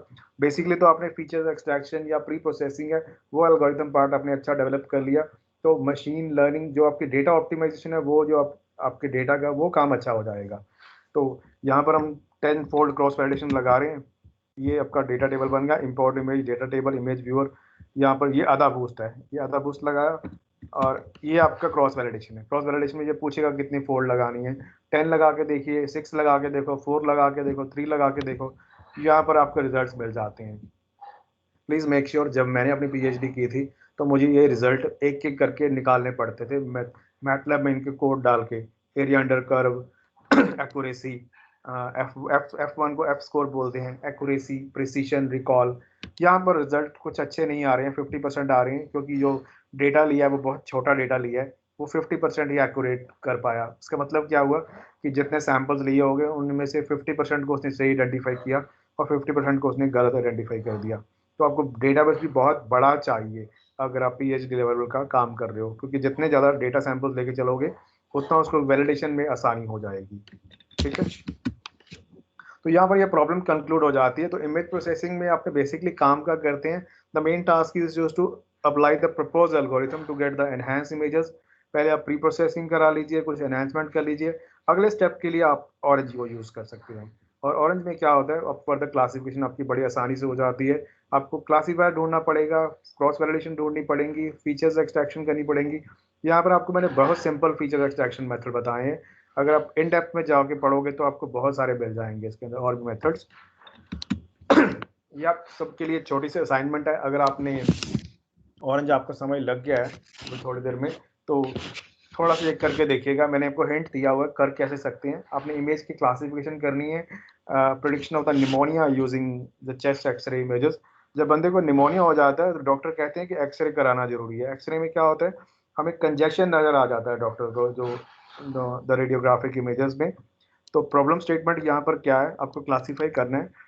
आपको पहले करना क्या होगा, आपको थोड़ा सा डेटा ढूंढना पड़ेगा, नेट से इमेजेस ढूंढ लीजिएगा चेस्ट कंजेशन वाली एक्सरे इमेजेस, उनको लोड कर दीजिए नॉर्मल और एबनॉर्मल कैटेगरी बना के, उसका वर्कफ्लो बनाइए, देखिए कौन सा क्लासीफायर आपके काम का है, कितना आपने क्रॉस वैलिडेशन लगानी है, और फिर देखिए कि आपका रिजल्ट कितना आ रहा है, एरिया अंडर कर्व एक्यूरेसी वगैरह अच्छी आ रही है तो डेफिनेटली यू आपका थोड़ा कॉन्फिडेंस लेवल बन जाएगा अगर आप ये कर पाओगे। एक छोटा सा और होमवर्क है आपके लिए, एक कोविड-19 का डेटा है। कोविड-19 को हम कभी भुला नहीं पाएंगे क्योंकि ना तो हमने ये देखी थी, ना हमारी आने वाली जनरेशन अब दोबारा देखेगी। लेट्स होप कि ये प्रॉब्लम खत्म हो जाए अभी पूरी तरह हमारी कंट्री में से भी। तो यहाँ पर हम थोड़ा कोविड-19 का डेटा भी ले सकते हैं। कोविड-19 इस साल की, पिछले साल की सबसे खराब न्यूज़ रही है। हम सुन के उसको बोर हो चुके हैं and we are really fed up. In fact हमारे कॉलेज में आज पीजी की क्लासेस शुरू हुई हैं, एमटेक की, बीटेक की अगले हफ्ते हो रही हैं ऑफलाइन में। तो आई वॉज वेरी हैप्पी, मैंने बड़ा जोश में आकर उनको बड़ा अच्छा पढ़ाया, मुझे बड़ी खुशी हुई कि मेरे पीजी के स्टूडेंट वापस आ गए हैं क्लासेस में। तो मैं अंदर ही अंदर से बड़ा खुश था, मुझे बड़ा पढ़ाने में मज़ा आ रहा था क्योंकि बहुत करीब 1 साल के बाद मैं फिजिकली पढ़ाना शुरू किया आज हमने, और 26 जनवरी के बाद हमने फाइनल अपने बीटेक के स्टूडेंट्स को बुला लिया है। तो कोविड-19 में क्या है, हमारे थाउजेंड्स ऑफ हेल्थ वर्कर्स काम कर रहे हैं इसके लिए, कुछ लोग बीमार हो जाते हैं, कुछ का डेटा साइंटिस्ट क्या करते रहते हैं, वो एक्सप्लोर करना चाहते हैं डेटा माइनिंग, मशीन लर्निंग या और एल्गोरिथम लगाकर। तो आपके लिए मैं थोड़ा आसान कर रहा हूँ ये डेटा सेट का एक लिंक दे रहा हूँ, जॉन हॉपकिंस यूनिवर्सिटी है। प्लीज़ नोट, इस डेटा को लगातार अपडेट किया जाता है तो आपके रिजल्ट्स आपस में डिफर कर जाएंगे अगर आप करोगे भी। इस कोविड डेटा 19 का एनालिसिस कीजिए और पता लगाइए किस कंट्री में कितने पेशेंट्स हैं, किसने कितने रिकवर्ड हो गए हैं। इस डेटा को अपलोड करने के लिए ये एक लिंक दिया हुआ है। ये वैसे मेरे यहाँ पर जब मैं फाइल खोलता हूँ तो मेरे URL में भी आ जाता है, ये आप देख सकते हो। मैं अभी आपको दिखाता हूँ ये कोविड-19 डेटा क्या था। इसमें हर कंट्री के डेटा है, बहुत सारी कंट्रीज जिनका डेटा अपलोड हो रहा है। We have data table, we have file को क्लिक किया, ये आ गया। ओके, फाइल को डेटा टेबल से कनेक्ट कर रहा हूँ, ये आ गया अफगानिस्तान, लैटिट्यूड, लॉन्गिट्यूड। ये भी डेटा अपडेट नहीं हुआ, ये 22 जनवरी तक था। 22 जनवरी तक उनके केसेस की अपडेशन नहीं हुई है, जैसे जैसे उनके पास केसेस पहुंचते रहते हैं वो अपडेट करते रहते हैं। ये अफगानिस्तान के लैटिट्यूड, लॉन्गिट्यूड, अल्बाना, अंजीर कंट्रीज के नेम है सारे, यू कैन स्क्रॉल डाउन। तो ये आप देख सकते हो किन कंट्रीज में ज़्यादा आया है। ये चाइना में अभी 444 केसेस आए थे।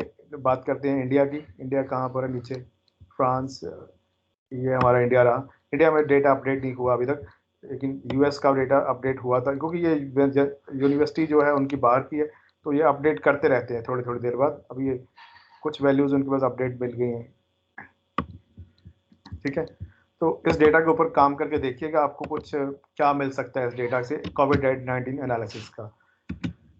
चलिए, एक दिक्कत जो आती है वो जो मैं फील करता हूँ, there is a limitation of finding the data. बस अगले 5 मिनट ही है मेरे पास, but it's going to very useful thing for you people.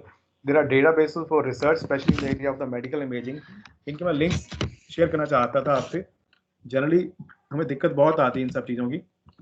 This is a major problem faced by any researcher to get reliable data in India also. तो अगर आप image database के ऊपर काम कर रहे हैं तो databases of 2 types, one is called benchmark and other is manually created by hospitals. तो जब भी आपने अपने पीएचडी का काम करना है तो you need validation also. Validation के लिए आपको रियल लाइफ डेटा चाहिए, डॉक्टर से चाहिए। इनफैक्ट जब मैं पीएचडी करता तो मुझे लुधियाना में रिप्यूटेड हॉस्पिटल से मुझे लाइव पेशेंट्स का डेटा लेना पड़ा था, बिकॉज अच्छे जर्नल्स में अगर अपने पेपर पब्लिश करना है जो मेडिकल इमेजिंग के साथ डील करते हैं या बायोलॉजी रिलेटेड काम होता है, तो मेरा पेपर पब्लिश हुआ है जर्नल ऑफ डिजिटल इमेजिंग में, उसका SCI इम्पैक्ट फैक्टर 2.4 है आज की डेट में।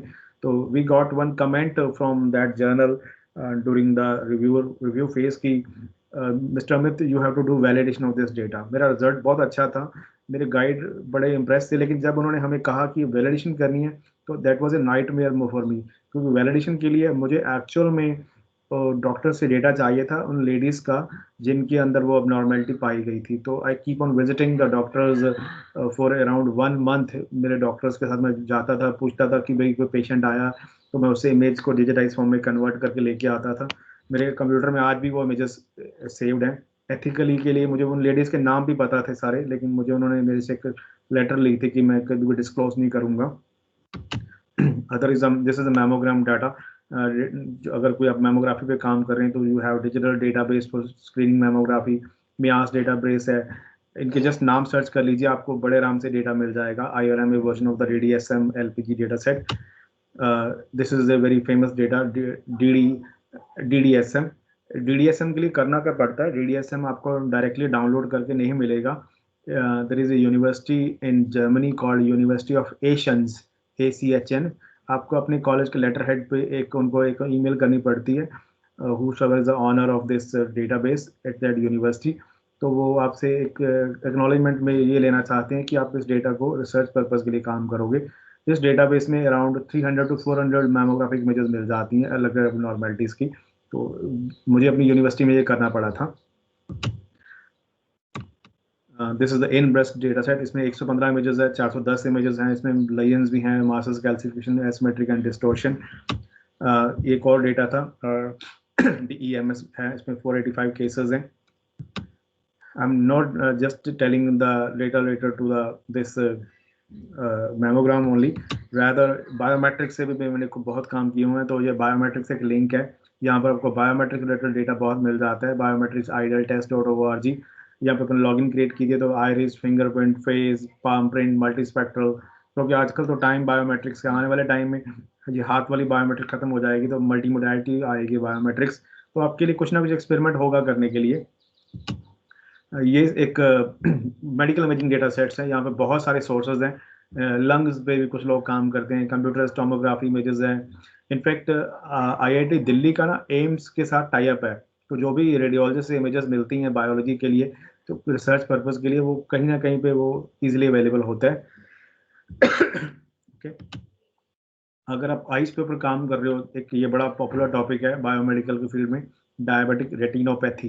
तो इसके लिए एक पॉपुलर डेटा सेट है DRIVE data set, digital retinal images for vessel extraction data set. तो यहाँ पे इमेजेस बहुत सारी मिल जाती हैं, because the main thing which we feel as a obstacle to our research in India is getting the right database। Algorithm बनाना आ जाता है, लेकिन डेटाबेस अगर आपका रिलायबल नहीं है, बड़ा नहीं है एक्सपेरिमेंट करने के लिए, तब उसे वैलिडेट नहीं कर सकते हैं। And this is the data set for the orange purpose, github.com.nixi। यहाँ पर आपको ऑरेंज से रिलेटेड बहुत सारे डेटाबेस मिल जाएंगे जो इसके इनबिल्ट डेटाबेसेस हैं। आप उनको यूज़ करके अपने एक्सपेरिमेंट के ऊपर यूज़ कीजिए, फिर आप अपना डेटाबेस वे ट्राई करके देखिए। एंड डेफिनेटली इस लिंक को खोलेंगे तो आपको 40-50 तरह के डेटाबेसेस मिलेंगे। तो this completes my lecture today, and I hope कि आपको कुछ ना कुछ घर लेके जा सकते हैं आप। हालांकि आप अपने घर पर ही बैठे हैं, लेकिन माइंड में जो आपकी चीज़ें रह सकती हैं, that is the introduction to Orange which I have discussed. I have discussed some widgets in the orange for image classification, especially do that the medical image analysis for the breast cancer detection। कुछ अच्छे मैंने image processing के databases भी आपको बताए हैं, and I hope कि you will try to download this tool and do try to practice